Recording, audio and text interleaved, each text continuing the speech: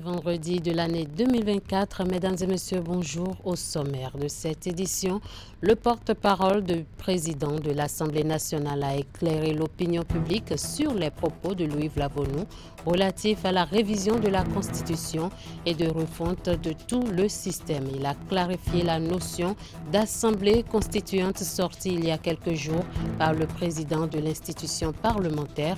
Les précisions à suivre. Les écoliers et élèves ont repris le chemin des classes depuis ce jeudi après les congés de fête au collège d'enseignement général L'Entente à Cotonou. Le constat est effectif. Les détails dans cette édition. Et puis, la cité de Passé accueille les 9 et 10 janvier 2024 la première édition du festival Vodou Days. Au programme des animations alléchantes, découvrez dans ce journal le programme des festivités. À nouveau, bonjour. Le président de l'Assemblée nationale, Louis Vlavonou, est depuis quelques jours sur les feux des projecteurs, critiqué pour avoir sorti une notion d'Assemblée constituante parlant de la révision de la Constitution et de la refonte de tout le système. Ces propos sont-ils bien compris ou sortis de leur contexte? Son porte-parole a tenu ce jeudi une conférence de presse pour clarifier les propos du président de l'Assemblée nationale. Suivez ici les explications de Vitali Bouton. Au cours de cette séance de travail, le président Louis Vlavonou a en toute transparence exprimé ses réflexions. Au cours de cette séance de travail, le président Louis Vlavonou a en toute transparence exprimé ses réflexions sur la nécessité de corriger les insuffisances spécifiques à chaque institution et d'envisager une refonte profonde du système politique de notre pays. Voici ce que disait le président de l'Assemblée nationale dans son allocution. Je cite: « Dans un esprit de concertation, nous pourrions courageusement envisager de porter à la Constitution les retouches qui s'imposent en vue de son amélioration constante, tout en conservant les fondamentaux, notamment l'option républicaine et démocratique et la limitation à 2 du nombre de mandats du président de la République. » Le président Louis Vlavonou, connu pour son engagement patriotique et son sens élevé des responsabilités, partageait donc ses réflexions dans ce sens bien avant la rencontre du 22 décembre dernier. Il n'y a aucune raison de s'en cacher. Tenter de faire croire que les propos qu'il a tenus lors de cet échange interinstitutionnel préfigurent une initiative opportuniste de révision de la Constitution relève d'une manipulation caricaturale au dessein inavoué. Quand le président de l'Assemblée nationale évoque une assemblée constituante, c'est dans le contexte d'une discussion non conventionnelle et non dans le but de faire porter par les présidents d'institutions un projet de révision constitutionnelle. Il utilise même le terme digression, comme pour marquer une distinction claire entre cette idée et le cadre de concertation des présidents d'institutions. Nul ne peut douter, au regard de l'expérience qui est celle du président de l'Assemblée nationale, qu'il sait suffisamment distinguer une assemblée constituante d'un cadre de concertation, fût-il celui des présidents d'institutions de la République.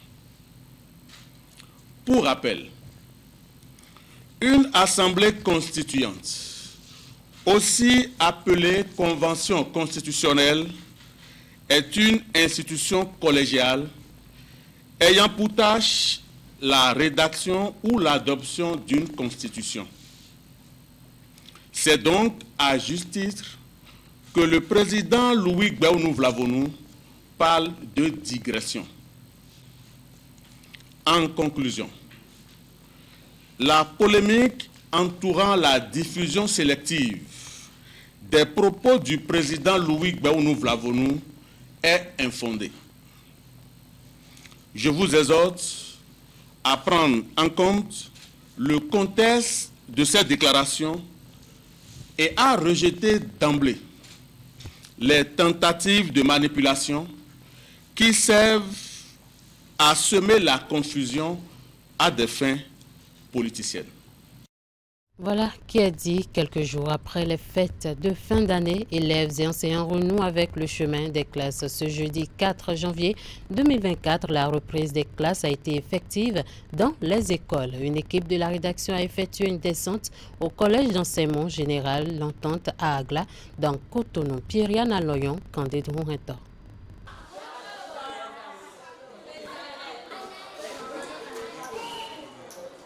L'administration, le corps enseignant ainsi que les élèves sont présents dans les salles de classe depuis très tôt ce matin en vue de la reprise des activités scolaires.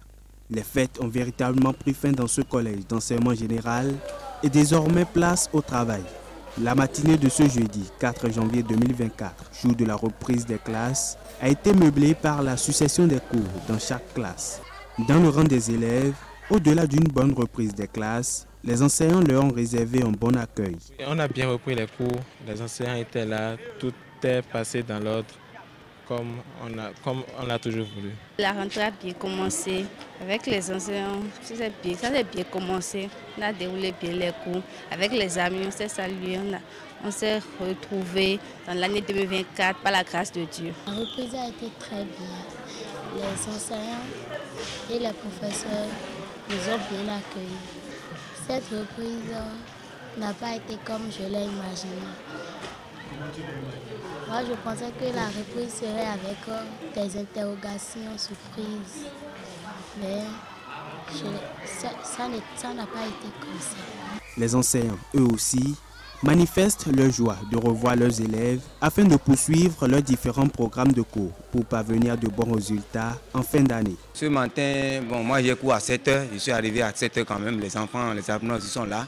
Donc on a commencé, j'ai déjà fait cours dans une classe de 5e et dans une classe de 6e.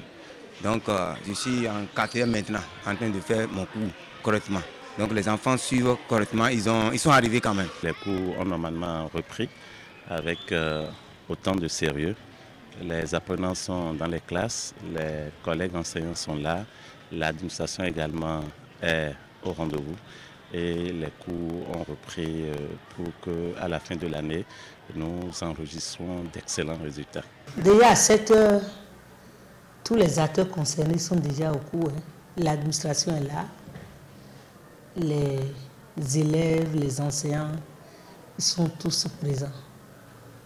Donc nous avons bien repris après les fêtes. L'administration de ce collège d'enseignement général entend tout mettre en œuvre pour la poursuite du programme de l'année scolaire préétabli en vue du reste de l'année. C'est donc parti pour plus d'un mois de travaux dans les écoles avant les prochains congés, notamment les congés de détente.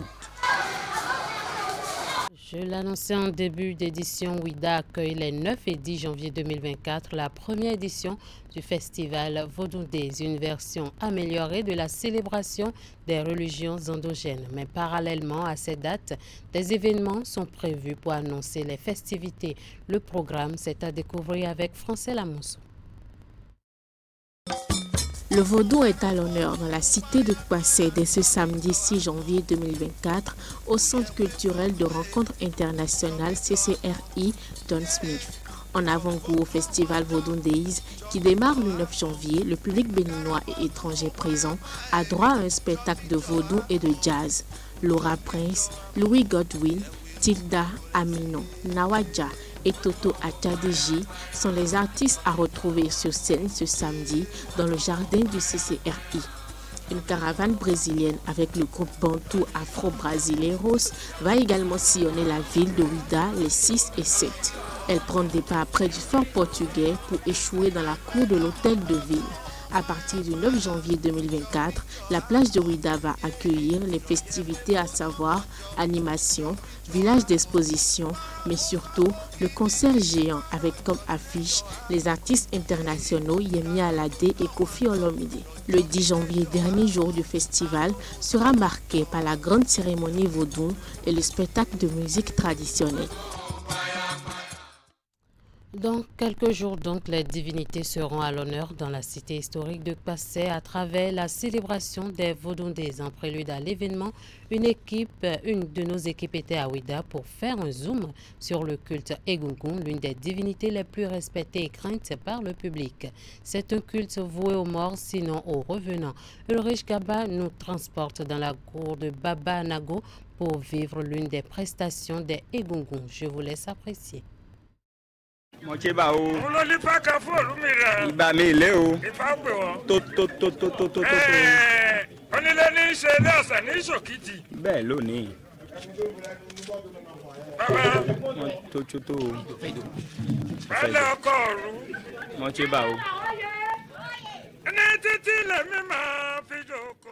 Prières et bénédictions de l'ancêtre pour les fils et filles de la famille Anago de Ouida.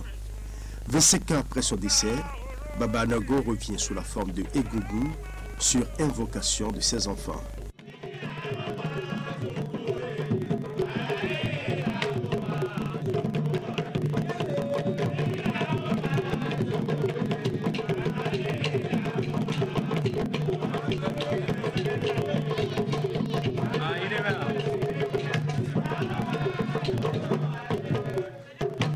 Le culte des revenants est l'un des plus sacrés au Bénin et particulièrement à Ouida.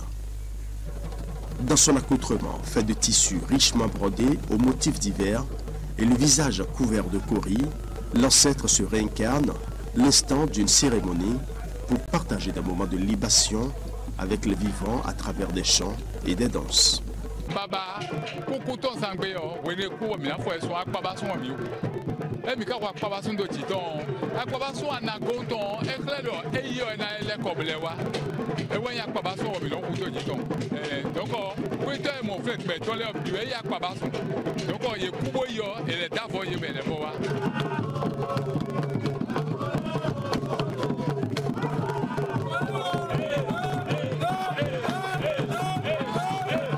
Dans la maison Anago, comme dans toutes les familles où le culte Egungun est pratiqué, l'anniversaire de décès des parents ou des grands-parents ne passe jamais inaperçu. L'on convoque par des cérémonies particulières l'esprit de l'illustre disparu qui se réincarne et vient partager des moments de gaieté et de liesse avec le reste de la famille. C'est généralement un moment de convivialité qui draine du monde. Hommes, femmes, enfants et vieux envahissent la concession Anago pour se délecter du spectacle. La danse des Egungun reste l'une des grandes attractions du public. Les Egungun incarnent des êtres chers décédés. À travers un rituel secret pratiqué dans le couvent loin du regard des profanes, l'esprit du défunt revient prendre corps. Il peut alors parler et danser, mais il ne doit sous aucun prétexte toucher ou se faire toucher par les vivants non initiés. Une sorte de barrière entre le monde des morts et celui des vivants. Un culte que certains n'hésitent pas à diaboliser. Mais pour la famille Anago, être chrétien n'est pas synonyme de rejet de son identité.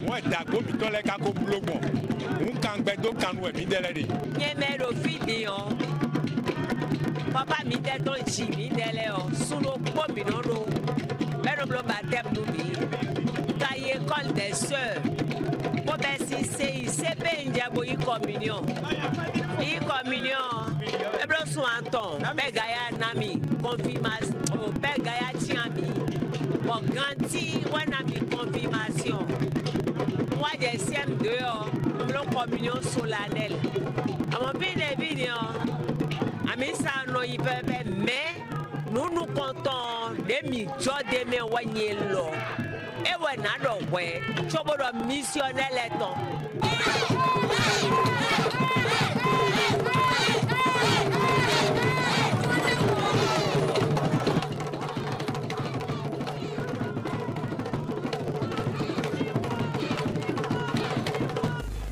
Entre danse, courses-poursuites et démonstrations spectaculaires, les Egungun donnent souvent de la joie aux populations. Mais ils ne viennent pas que pour se distraire. Ils sont avant tout implorés pour intercéder pour le monde des vivants auprès des ancêtres qu'ils sont eux-mêmes. Dans la suite de cette édition, le président du conseil d'administration du groupe UBA et du groupe Transcorp était en visite au Bénin ce mercredi 3 janvier 2024. Tony Elumelu a effectué sa première visite de l'année en terre béninoise pour dire ses amitiés au président de la République, Patrice Talon. C'est aussi pour lui l'occasion de consolider les relations d'affaires que le Bénin entretient avec le groupe Transcorp. La visite a été marquée par des échanges fructueux et des rencontres stratégiques avec des acteurs du secteur de l'économie du pays. Suivez le récit de la rédaction. Visite à la Fondation Claudine Talon, entretien avec le chef de l'État en son domicile, c'est entre autres les grandes lignes de l'agenda de Tony Elumelu dans le cadre de sa visite de quelques heures à Cotonou. C'est fort de ses relations d'amitié avec le président de la République du Bénin, Patrice Talon, que le président du conseil d'administration du groupe Transcorp a effectué cette visite. Objectif, consolider ses liens et particulièrement les rapports d'affaires entre le Bénin et Transcorp Group. Une conférence de presse a été organisée pour permettre à Tony Elumelu de partager sa vision et ses impressions sur le potentiel économique du Bénin. Il n'a pas omis la qualité de ses rapports avec la Fondation Claudine Talon, qu'il a félicité pour ses efforts notables au profit des couches défavorisées. Dans son adresse aux médias, le patron du conseil d'administration du groupe UBA et du groupe Transcorp est également revenu sur les acquis de la Fondation Tony Elumelu au Bénin. Le Bénin s'est illustré en effet au rang de premier pays en Afrique à avoir fourni beaucoup d'efforts de bénéficiaires du programme TEF avec près d'1 millier de jeunes ayant déjà bénéficié des avantages du dit programme. À ce sujet, il n'a pas manqué de rendre un vibrant hommage à l'agence gouvernementale Semecity, véritable cheville ouvrière de cette remarquable performance. Nous sommes sidérés par le magnifique travail qui s'y fait en faveur des jeunes. Voilà entre autres pourquoi je suis venu dire ma reconnaissance au président pour son leadership en faveur des jeunes du Bénin. Il y a d'énormes opportunités pour les jeunes dans ce pays, a-t-il déclaré. Tony Elumelu a aussi adressé depuis Cotonou un message aux entrepreneurs africains. Soyez laborieux, disciplinés et épargnés pour de meilleurs lendemains. Chez nous, à TEF, votre succès est notre succès.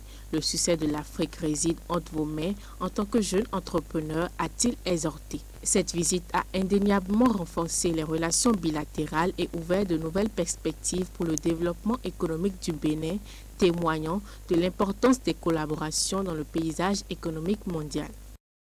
Ce même mercredi 3 janvier 2024, les responsables de la Fondation Malheroso étaient face à la presse au menu de cette rencontre avec les hommes des médias tenus à son siège à Cotonou. Plusieurs sujets majeurs dont la préservation de la paix à 2 ans des élections, l'ouverture des frontières entre le Bénin et le Niger et l'exploit de la police républicaine en fin d'année. La Fondation Malheroso a également prié pour la nation et le chef de l'État, Patrice Talon. Le point de cette conférence de presse avec Idrissou Boukari et Rachidi Soubérou. Prière pour la nation, ses dirigeants et l'ensemble du peuple béninois. C'est ainsi que la Fondation Malheroso entame la nouvelle année qu'elle place sous le signe de la paix, de la prospérité et de l'unité nationale.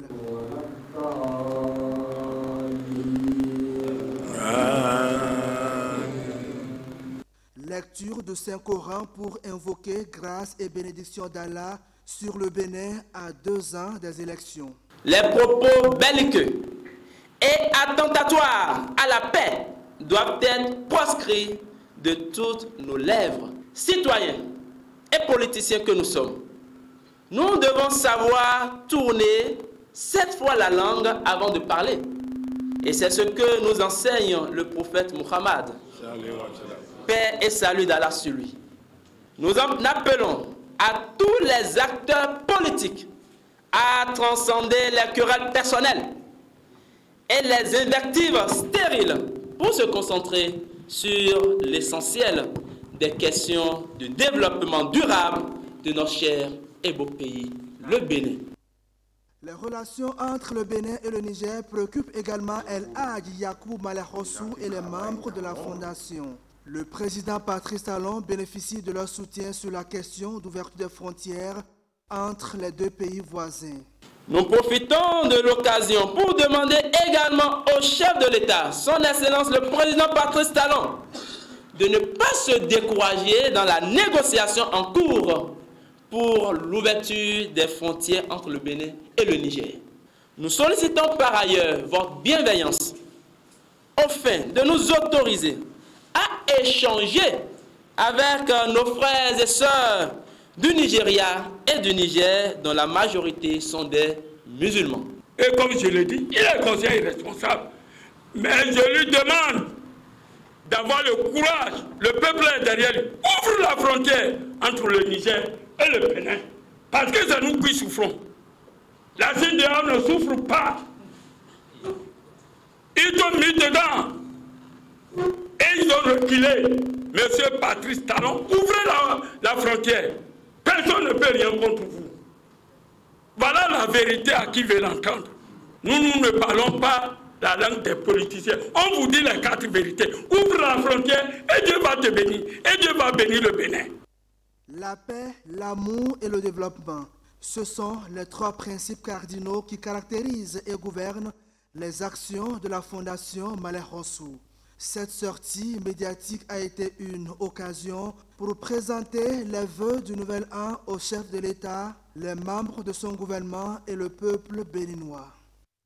Le projet asphaltage bientôt une effectivité dans la commune d'Alada. Le gouvernement entend assainir le cadre urbain de cette commune où l'état d'impraticabilité de certaines voies constitue un frein au développement des activités locales. Mais en attendant le démarrage des travaux, les habitants gardent leur mal en patience. Une équipe de Canal 3 est allée à la rencontre de ces habitants. Voici le reportage.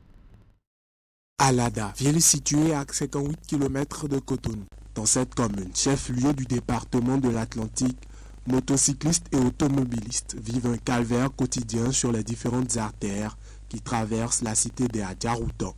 Des crevasses un peu partout et des eaux stagnantes qui trouvent leur habitacle sur ces voies rendent difficile la circulation des biens et des personnes.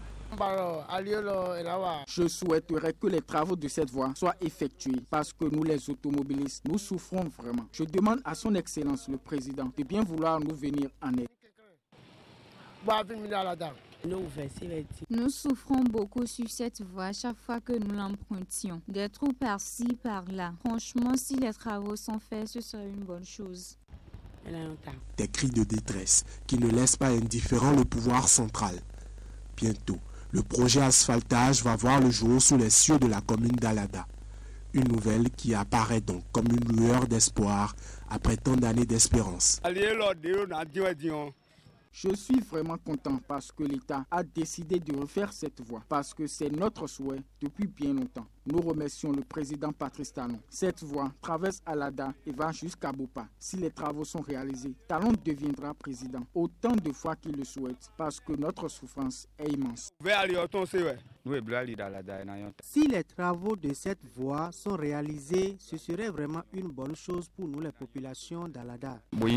Et pour voir ce projet se réaliser un jour, chaque habitant de la ville est prêt à contribuer, même si cela implique perdre quelques mètres carrés de son habitat. Si cela ne tenait qu'à moi seul, que le cheminement soit uni, même s'il faut casser toute ma maison, il faut le faire une fois pour de bon, car à l'avenir, nos enfants n'auront plus à souffrir pour le mauvais état de la voie. Cela paralyse nos... Mon frère, on fait pas des omelettes sans casser des œufs. Donc, ils doivent prendre leur mal en patience et encourager l'État central, la mairie, pour la bonne marche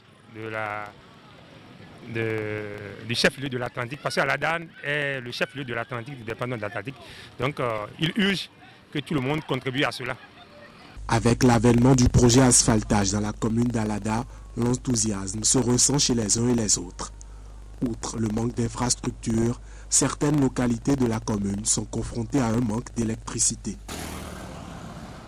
La deuxième édition du Forum de coopération économique, commerciale et d'investissement sino-béninois s'est tenue ce jeudi. Les investisseurs chinois sont arrivés à Cotonou après l'expérience de l'an dernier des opérateurs économiques béninois à Pékin. C'est une rencontre de redécouverte des deux marchés, d'exploration des opportunités et de renforcement des partenaires. Le forum se tient après la visite d'État du président de la République en Chine et le renforcement de plusieurs axes de coopération et d'échange entre l'Empire du Milieu et le Bénin. William Cliquant pour le point de l'ouverture. Pékin rend l'ascenseur à Cotonou. La présence de cette délégation d'investisseurs chinois donne lieu à l'édition 2 d'une rencontre d'envergure du monde des affaires tenue en Chine l'an dernier. Il s'agit du Forum de coopération économique, commerciale et d'investissement sino-béninois. Je souhaite que ce soit un moment de partage, un moment d'échange qui aboutisse à des signatures de protocoles entre les deux secteurs privés chinois et béninois. Et c'est une signature d'accord de partenariat, précisément celle de la convention liant le magazine économique et commercial de Chine à la République du Bénin, qui permet l'organisation de cette rencontre annuelle. Les investisseurs chinois, avec en tête de délégation la première responsable du magazine, vont ensemble avec les opérateurs économiques béninois mettre en lumière les opportunités prometteuses des deux pays.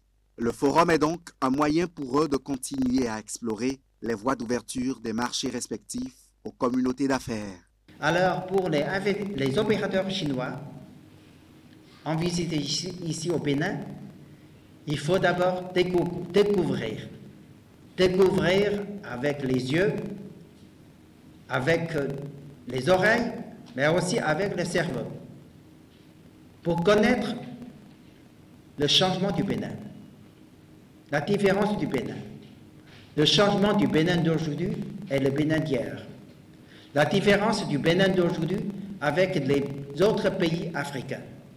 Ce forum représente bien plus qu'une simple réunion. C'est une plateforme d'échange, de dialogue et de collaboration. C'est l'occasion pour nous de tracer ensemble une voie vers un avenir économique prospère et harmonieux pour nos nations. Les B2B, les rencontres, les échanges autour des repas constituent des opportunités, des moments à saisir pour renforcer cette relation. Le Forum de coopération économique, commerciale et d'investissement sino-béninois, édition de cette année, intervient après la visite d'État du président béninois en Chine en 2023. Une avancée diplomatique matérialisée par plusieurs actes forts d'échanges économiques et commerciaux entre les deux États. Fin de ce 13h au Bénin. Merci de nous avoir suivis et à bientôt.